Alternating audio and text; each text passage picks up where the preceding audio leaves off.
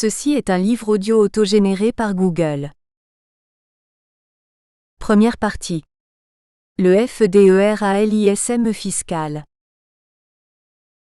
Le FDERALISME-BUDGETAIR est fiscal dans la Fédération de Russie. Viktor Georgievitch Sadekov. Professeur d'université, directeur de l'Institut de business et de droit d'Orel. Dimitri Vladimirovitch Aronov. Directeur adjoint du Centre régional de formation des fiscalistes, Université technique d'État d'Orel. Le développement durable et effectif dans chaque pays, y compris en Russie, dépend de la séparation nette des notions fonctions-attributions-ressources. Surtout quand il s'agit de pays qui ont plusieurs niveaux d'organisation du pouvoir étatique. La mise en place de ces fonctions doit être assurée à chaque niveau du pouvoir, en particulier au niveau des services décentralisés, par une bonne répartition des compétences et avec des ressources suffisantes. Il est connu que, selon le degré de centralisation, on distingue les États unitaires, les fédérations, les confédérations. Le fédéralisme, à la différence du système unitaire, prévoit, en plus de la séparation des pouvoirs au niveau horizontal, pouvoir législatif, exécutif, judiciaire, une séparation verticale entre le centre, les sujets de la fédération et le niveau local. La fédération est un ensemble formé des États ou des formations étatiques, relève des fonctions du niveau fédéral, les directions générales pour chaque pays, à savoir la défense, la politique extérieure, la circulation d'argent, la régulation des finances, la politique sociale et du travail, etc. L'un des principes d'une fédération est celui de la subsidiarité qui se traduit par la répartition des compétences entre les échelons du pouvoir d'une telle manière que les échelons placés plus haut ne doivent exercer que les fonctions qu'ils peuvent réaliser mieux que les échelons placés plus bas. Il doit y avoir une composition optimale de la centralisation et de l'autonomie des échelons inférieurs. La décentralisation, afin d'assurer, selon les termes de l'analyse de système, le développement durable et dynamique du pays. La notion de fédéralisme renvoie au fédéralisme budgétaire et au fédéralisme fiscal. Il s'agit d'une manière d'assurer l'unité, mais en même temps l'autonomie des budgets de différents niveaux du pouvoir d'État selon leurs fonctions et leurs attributions. Selon la théorie de la gestion de grands systèmes à plusieurs niveaux, une centralisation forte de toutes les fonctions et de toutes les ressources au niveau supérieur n'assure pas un fonctionnement efficace de tout le système, parce que les échelons inférieurs se voient privés d'initiative et d'indépendance. Les principes du fédéralisme financier sont 1. La répartition des fonctions, des compétences et de l'activité financière entre le centre et les sujets de la fédération. 2. L'égalité en droit de tous les sujets de la fédération dans leurs relations financières avec le centre. 3. L'autonomie des budgets des différents niveaux. 4. L'existence de mécanismes de cohésion financière sous la forme des transferts financiers vers les sujets de la fédération et les villes qui sont pauvres. 5. La définition juridique des attributions en matière budgétaire et fiscale des différents échelons du pouvoir. Il faut rappeler que la proportion des revenus des différents niveaux d'administration dans le budget consolidé du pays a été variable selon les périodes. 1. 1990 sur 50% pour le budget de l'URSS, 50% pour les budgets des républiques. 2. 1993 sur 60% pour le budget fédéral de la Fédération de Russie, 40% pour le budget des oblasts. 3. 2000 sur 60% pour le budget fédéral de la Fédération de Russie, 40% pour le budget des oblasts. On constate donc que, malgré une nécessité proclamée du renforcement de l'autonomie financière des sujets de la Fédération, il y a une tendance à une centralisation des finances. Il est connu que les budgets sont formés grâce aux revenus fiscaux et non fiscaux. C'est pourquoi un fédéralisme budgétaire et fiscal doit intégrer un système fiscal efficient. Il y avait toujours une discussion vive entre le pouvoir et le business au sujet de la création des impôts, qui pourrait assurer en même temps la réalisation des fonctions d'État et la progression des revenus des citoyens, des entreprises, des villes et des régions. Il existe dans le monde une longue expérience des systèmes fiscaux. La Russie doit évidemment tenir compte de cette expérience. Aujourd'hui, on constate qu'en Russie, il y a une nécessité d'une profonde réforme du système fiscal. Pendant la préparation du Code des impôts, quelques versions ont été présentées. Parmi elles, celle qui prévoyait un changement radical du système. Mais aussi celle qui voulait préserver au maximum le système qui était en vigueur avant 1998. Une association Les Impôts de la Russie a proposé un projet radical du Code. Pourtant, après de vifs débats, le Code qui a été adopté a sauvegardé la plupart des impôts qui existaient auparavant. On pourrait l'appeler, selon nous, héritier et conservateur. Mais peu après son adoption, de nouvelles propositions de création d'impôts ont été faites, ce qui prouve la nécessité de son perfectionnement. Ainsi, le problème de la création d'un système fiscal qui pourrait assurer la justice sociale et l'efficacité économique n'a pas été résolu. Le développement de la société civile va inévitablement conduire à la définition des obligations et des responsabilités réciproques de l'État, de la société, des entreprises et des particuliers. Cela signifie que 1. Les fonctions et les obligations des pouvoirs publics doivent être fondées et définies par la Constitution. 2. Elles doivent être également soutenues par des ressources suffisantes, revenus fiscaux, revenus du domaine, etc. 3. Les droits et les obligations des citoyens et des autres membres de la société civile doivent être prévus par la Constitution. 4. Un contrat social général, telle une réalisation d'une théorie du contrat social de Hobbes-Rousseau, doit devenir un pivot central de cette organisation. 5. Le non-respect, ou le respect incomplet, des fonctions et des obligations des pouvoirs publics devant les citoyens doit conduire à une diminution des obligations financières des citoyens sous forme d'une diminution d'impôts. 6. Le non-respect, ou le respect incomplet, des obligations des citoyens devant l'État doit conduire à une diminution des obligations financières de l'État devant les citoyens sous forme d'une diminution des paiements sociaux, etc. 7.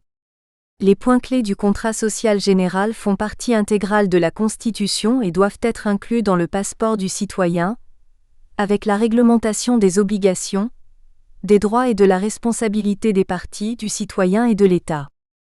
Par suite, une modernisation de la classification des impôts doit être effectuée. Cette classification, au niveau de la décentralisation des ressources centralisées et décentralisées, doit répondre à la question « Quel argent ?». Cette classification au niveau de l'utilisation doit répondre à la question « Pourquoi ?», selon la classification des dépenses. À notre avis, la classification des impôts au stade de la détermination des ressources doit comprendre les catégories d'impôts suivantes. 1. Rentrée fiscale constante avec la taxation de la consommation des ressources naturelles. 2. Rentrée fiscale variable avec les accises, les taxes douanières, les impôts sur le jeu, etc. 3. Impôt sur le patrimoine, patrimoine des sociétés, des personnes physiques et taxation des immeubles. 4. Impôt sur le revenu des personnes physiques, sur le capital, sur les donations et les successions. 5. Impôts spéciaux, les taxes de licence, les impôts sur les actes civils. 6. Des amendes, les paiements pour la dégradation de l'environnement. Cette classification par rapport aux classifications connues correspond à un système de 3 composantes, l'entrée, le processus, la sortie, le résultat. Elle permet également de proposer un système fiscal qui couvre les 3 composantes, afin d'améliorer le développement de la société et de chaque individu. La répartition des impôts entre les différentes fonctions de l'État, et par rapport à ses obligations, doit être prévue. En même temps, chaque citoyen doit savoir comment, pourquoi et en quelle proportion sont utilisées les sommes qu'il paye. Chaque fonction d'État doit absorber un certain pourcentage des ressources. Les fonctions générales sont les fonctions extérieures d'État, la défense, la politique extérieure, la politique économique extérieure, intérieure, sociale, écologique, économique. Une décomposition de ces fonctions générales permet d'identifier les fonctions plus particulières et une classification des dépenses budgétaires. Ainsi, l'État avec ses services doit assurer la réalisation d'un objectif général du développement de la société, tel un projet national, par le biais des fonctions d'État, à l'aide du système de législation et des actes infralégislatifs. Chaque citoyen de la Russie au moment d'obtenir son passeport conclut en même temps avec l'État un contrat général social. Les services d'État ont ainsi des obligations envers le citoyen, et vice-versa. Afin de permettre à l'État de remplir ses fonctions, les particuliers et les entreprises payent les impôts alimentant le budget. Si l'État n'accomplit pas ses obligations, les citoyens et les sociétés morales obtiennent le droit de diminuer la part des impôts payés, proportionnellement aux obligations non accomplies. Une réforme du système judiciaire semble nécessaire afin de permettre la constatation circonstanciée de la violation du contrat, ce qui permettrait aux citoyens de refuser de payer une partie de l'impôt, ou bien à l'État d'assurer ses fonctions d'insertion sociale. Une partie qui n'est pas d'accord doit garder le droit de contester la décision. Il faut noter également l'absence dans la tradition russe d'une relation normale à l'impôt, en raison de l'absence dans son histoire d'impôt effectif au sens économique. De ce fait, le phénomène de refus du paiement des impôts est répandu, si bien que l'acceptation sociale de l'obligation fiscale doit encore parcourir un long chemin dans la mentalité fiscale. En ce qui concerne les perspectives de l'utilisation dans la réforme de la société russe des principes du contrat social, l'état de droit n'est pas un ensemble des dogmas immobiles. La notion d'état de droit connaît une évolution. Elle est passée du stade de l'état de droit libéral, proclamation de la suprématie des lois, du principe de la séparation des pouvoirs, des droits et des libertés de la personne, à l'état de droit démocratique, une large participation politique des citoyens dans la réalisation des fonctions du pouvoir, de l'état de droit social, la proclamation et la réalisation des garanties sociales. La Russie, si elle ne veut pas se voir retardée dans son développement, ne doit pas retenir les étapes déjà dépassées, mais s'orienter vers les moyens progressifs de la coordination des intérêts de la société et de l'État. Un autre aspect de la perfection du système fiscal est étroitement lié à l'arrangement des relations entre le budget et la répartition optimale des ressources budgétaires entre les niveaux fédéral, régional et municipal. Cela s'explique par une double tâche pour la Russie, à savoir le renforcement de l'unité de l'État, mais aussi la nécessité de l'autonomie des sujets de la fédération et des services décentralisés. Cela implique le besoin d'une délimitation des fonctions et des attributions entre les niveaux fédéral, régional et municipal. Une formule fonctions-attributions-ressources doit être choisie pour chaque niveau, et elle doit trouver sa fixation dans les actes législatifs, les ressources conditionnant la réussite du fonctionnement du système du pouvoir central et décentralisé. Chaque niveau doit avoir obligatoirement comme base économique une part de la gestion sur les ressources naturelles, les ressources immobilières, les ressources financières. Il est évident que faute de ressources aucune gestion n'est possible. Les impôts assurent la formation d'une masse essentielle de ressources financières d'État. C'est pourquoi il est important d'assurer la balance entre les fonctions fiscales, de stimulation et de régulation, et la régulation des relations entre les budgets. On ne peut pas parler du fédéralisme financier sans amélioration du système fiscal. On va maintenant formuler le principe de base de la répartition des ressources selon les niveaux de l'État. La part sur les ressources naturelles, financières, immobilières doit être suffisante pour assurer l'autodéveloppement des régions et des villes, de leur système socio-économique, avec en même temps la satisfaction des besoins des populations selon les standards nationaux de la consommation. Selon ce principe, l'autodéveloppement des systèmes territoriaux socio-économiques doit se baser sur tous les types de ressources, y compris les ressources financières qui doivent être alimentées par un système fiscal effectif. Il est intéressant de noter qu'un tel mécanisme faisait déjà partie d'un des projets libéraux de la constitution de l'Empire russe, au début du XXe siècle. Pour tenir compte de la réalisation des fonctions du système fiscal et de l'équité dans ses composantes fiscales et de stimulation économique, une courbe de l'affaire, on peut formuler les règles d'un modèle efficient du système fiscal. 1. Simplicité et lisibilité des impôts. 2. Stabilité des bases de taxation pour certains impôts, et augmentation de la part des impôts sur la consommation. 3. Rejet de l'imposition des salaires pour faire obstacle à la diminution volontaire du fonds des salaires dans les entreprises. 4. Minimisation des possibilités d'évasion fiscale. 5. Taux d'imposition unique sur tout le territoire avec en même temps la possibilité pour les régions et les villes de le diminuer dans le but de stimuler le développement des domaines prioritaires, mais sans diminuer les ressources des budgets supérieurs. 6. Répartition identique des impôts selon un schéma d'éventail entre les niveaux fédéral, régional, municipal en appliquant le principe 2/3 au niveau inférieur, sauf pour les régions économiquement déprimées où la totalité des impôts doit rester. 7. Création au sein de chaque budget d'une catégorie dépenses courantes et d'une catégorie dépenses de développement. Il s'agit de créer les conditions d'un rééquilibrage des budgets des régions et des villes, selon un critère déterminé en fonction des besoins par habitant, pour introduire un mécanisme de correction selon le degré de développement social de chaque région et de chaque ville. Le modèle du système fiscal russe peut être présenté sous la forme du tableau suivant, tenant compte des exigences formulées et le besoin de réglementation des flux entre les budgets de différents niveaux. Le modèle du système fiscal efficace de la Fédération de Russie. Le tableau indique l'impôt concerné, première colonne, la base d'imposition, deuxième colonne, et la clé de répartition entre les trois niveaux d'administration, troisième colonne. Dans la troisième colonne figure aussi le taux d'imposition, sauf lorsqu'il s'agit de taux variables. On remarque que cet inventaire des différents impôts, s'il suit la logique d'un modèle classique de taxation, comporte certaines caractéristiques qui correspondent aux spécificités sociales et économiques de notre pays. Les caractéristiques des impôts présentés dans le tableau se différencient des impôts du code fiscal russe, ce qui nécessite quelques commentaires. Ce système n'est pas le même que celui qui est présent dans le code des impôts. Dans le modèle proposé, au lieu de l'impôt sur la valeur ajoutée de type TVA, nous avons introduit l'impôt sur les recettes où la base d'imposition est constituée par le montant des recettes réalisées, vente en gros ou en détail. L'avantage est de simplifier les calculs pour la détermination de la base et de faciliter la perception de cet impôt, en comparaison avec les calculs de l'impôt sur la valeur ajoutée.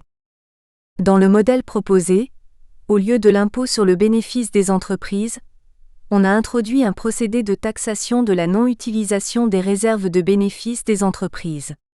Il s'agit de stimuler les activités d'investissement, en instaurant le dégrèvement fiscal des profits utilisés pour le développement de l'industrie, dans des buts d'innovation technologique. En même temps, il est clair qu'il faut fixer des limites pour que l'entreprise n'utilise pas ses bénéfices pour construire des immeubles administratifs, par exemple, c'est-à-dire au détriment de l'activité de développement de la production. Les taux de l'impôt sur le revenu des personnes physiques ne doivent pas être reliés au chiffre absolu du revenu, mais à des catégories déterminées par rapport au minimum vital, au budget moyen de consommation, et au budget d'un ménage aisé, selon des calculs validés annuellement.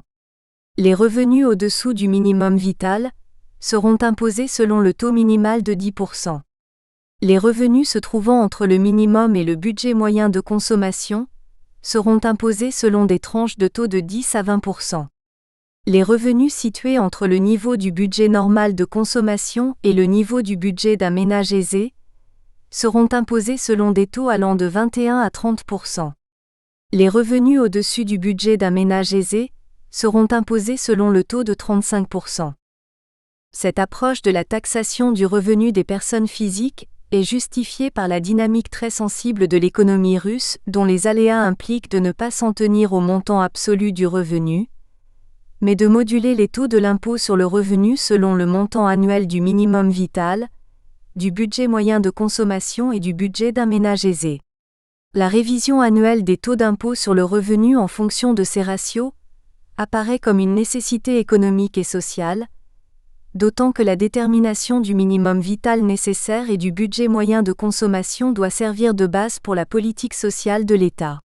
Il est donc proposé que les seuils de minimum vital et du budget moyen de consommation soient validés, en même temps que la loi de finances annuelle qui détermine le budget fédéral. Sur la base du montant du budget moyen de consommation, Il convient alors d'apprécier le salaire moyen des non-producteurs en le rapportant aux dépenses des budgets fédéral, régionaux et municipaux. S'agissant des cotisations sociales, hors budget, qui financent les divers fonds de protection sociale, il est proposé de retenir pour l'assiette le montant du chiffre d'affaires réalisé, vente en gros ou en détail, et non pas le montant des salaires versés.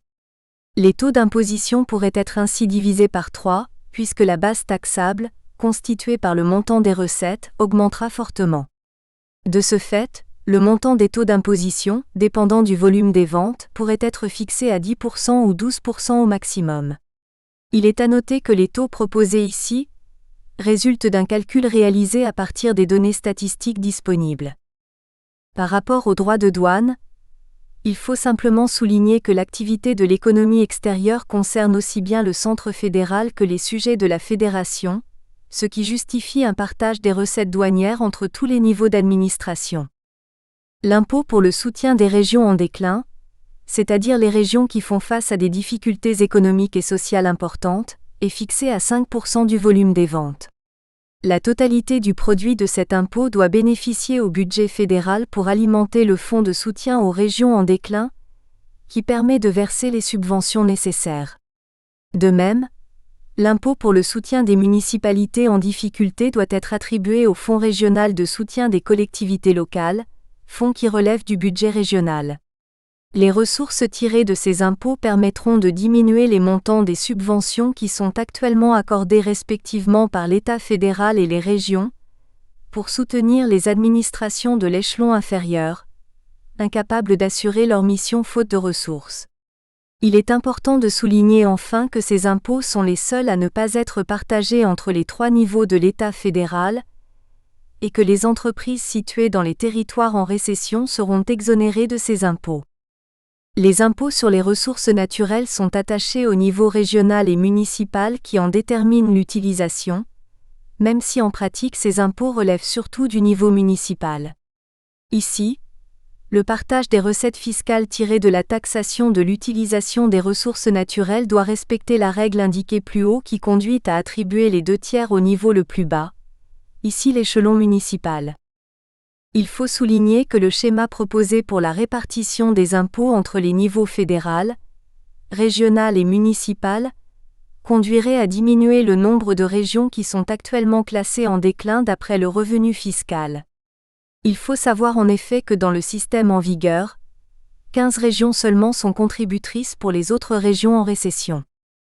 Avec le modèle de réforme fiscale proposé, un grand nombre de sujets de la Fédération de Russie seraient à même de fonctionner au moyen de leurs ressources propres. Les régions et les municipalités seraient dotées d'un régime fiscal favorable à la mobilisation de ressources supplémentaires, tirées du développement économique. Ce système constitue une incitation pour les organes régionaux et locaux à définir et à conduire des politiques de développement économique pour en retirer de nouvelles recettes fiscales. En se fondant sur une responsabilisation accrue des administrations régionales et locales par rapport aux conséquences de leurs décisions, la réforme conduira aussi à diminuer les prétextes pour demander de l'argent au centre fédéral. Les subventions de la fédération aux administrations régionales et locales pourraient donc être rationalisées. Ainsi, seulement l'impôt sur le développement des régions déprimées est versé entièrement au budget fédéral, et l'impôt sur le développement des municipalités en difficulté au niveau régional. Grâce à cet impôt, les subventions et les transferts des services fédéraux et régionaux seront possibles, aux niveaux inférieurs. Bien évidemment, les entreprises qui travaillent dans ces régions sont exonérées de ces impôts. Il faut souligner que le système proposé de répartition des impôts entre le niveau fédéral, régional et municipal va significativement diminuer le nombre des régions qui sont aujourd'hui considérées comme déprimées, en ce qui concerne les revenus fiscaux. Aujourd'hui, seulement 15 régions sont donatrices dans le sens des revenus fiscaux. Le système proposé permettra d'augmenter le nombre des sujets de la fédération qui pourront fonctionner et se développer grâce à leurs propres ressources. Un régime bienveillant pour la mobilisation des sources intérieures des revenus secondaires est instauré, grâce au développement du petit business, au développement des productions orientées vers l'exportation, etc. Soulignons également que l'activité économique extérieure fait partie de la compétence partagée. Par conséquent, les revenus des taxes douanières doivent être partagés. La responsabilité des services de la région et de la ville va également s'accroître, et de ce fait il restera moins de prétextes pour procéder à la taxation de l'argent du centre fédéral. Les aspects TCONOMIQUES, juridiques et administratifs du FEDERALISM fiscal en Allemagne. Michael PREISSER.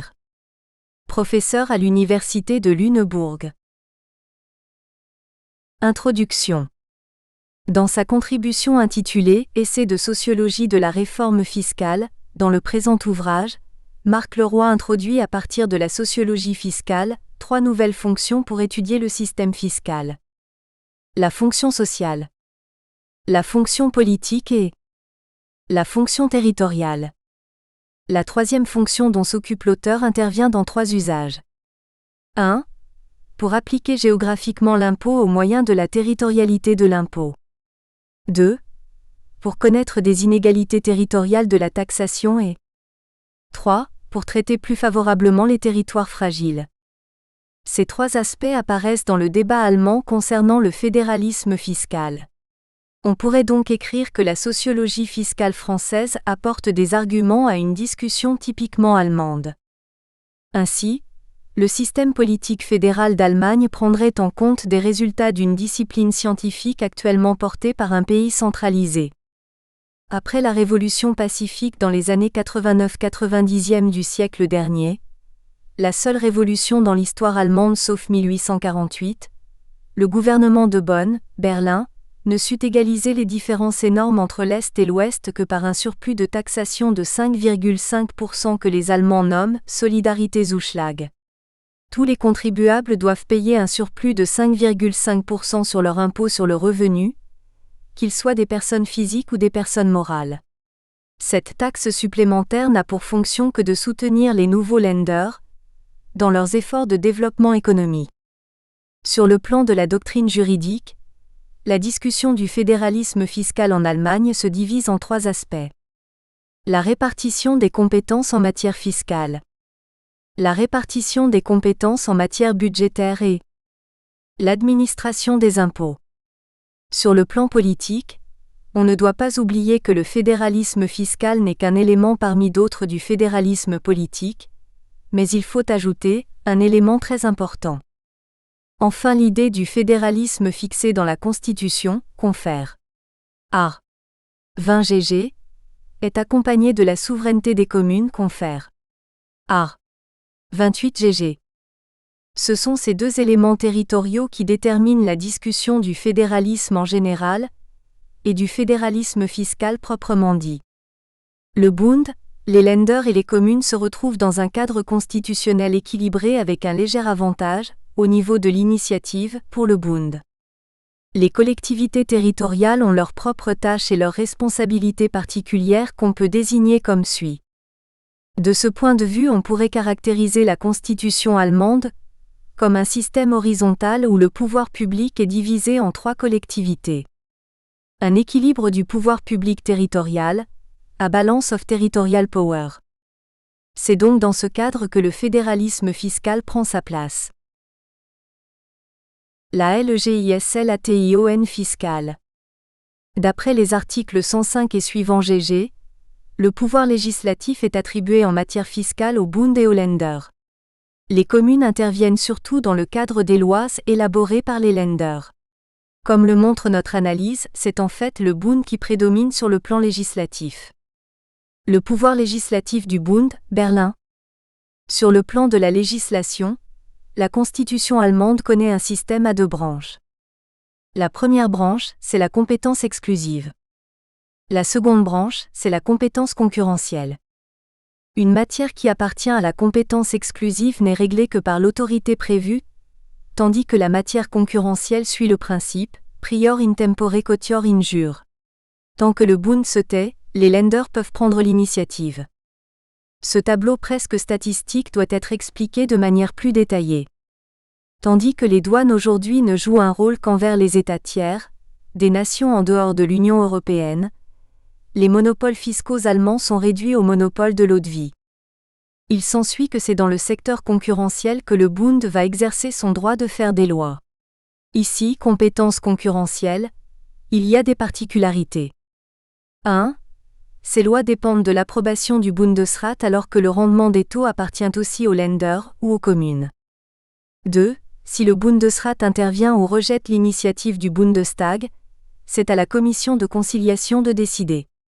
Il y a plusieurs décisions de la Cour constitutionnelle relatives à ce transfert de compétences du Bundestag à la commission de conciliation, parce que les ministères, surtout le ministère des Finances, pèsent fortement à cette étape sur la procédure législative. Bien que la rupture de la séparation des pouvoirs soit apparente, la Cour constitutionnelle n'a pas annulé les lois, alors que la commission de conciliation n'a jamais juridiquement le droit à l'initiative. Ce problème de la prérogative parlementaire est fortement discuté dans la littérature qui apparaît divisée, cf. type que, Langue, Steuerrecht, 3 chiffres 29, le problème ayant dernièrement été abordé dans la discussion de la loi relative aux retraites des personnes âgées, confère. Preisser Alting 2004. Le pouvoir législatif des Länder, exemple la Basse-Saxe. Comme indiqué en introduction, on trouve ici aussi la compétence concurrentielle et exclusive en application de l'article 105 de GG. Tandis que les lois concurrentielles des Länder ne sont possibles que si le Bund n'a pas encore agi, on rencontre les lois exclusives dans le domaine des taxes locales sur les dépenses et la consommation. Ce domaine est surprenant parce que le produit de ces taxes est attribué aux communes. Dans toutes les lois constitutionnelles des Länder, eux aussi ont une constitution, cette matière est prévue et en même temps déléguée dans la plupart des cas aux communes. Pour cette raison, il est nécessaire de discuter du champ d'application de ces lois. Les taxes de consommation en général regroupent les taxes sur l'électricité, l'essence, l'alcool, le tabac, etc. Il est évident que ces taxes ne sont pas d'une dimension locale, mais qu'elles relèvent d'une dimension interrégionale. D'autres bases pour les ressources locales sont théoriquement disponibles, à côté de l'électricité municipale, de la double résidence et de l'impôt sur les chiens. On se heurte toujours au problème de ne pas créer de taxes nouvelles, parce qu'il n'y a pas de droit de création de nouvelles taxes qui ne sont pas légalement prescrites. Nul impôt sans loi. L'autre matière est constituée par les taxes sur les dépenses locales. On peut présenter l'aspect le plus problématique. Nous espérons que vous avez apprécié cet aperçu. Pour continuer à écouter ce livre audio sur Google Play Livres, utilisez le lien dans la description de la vidéo.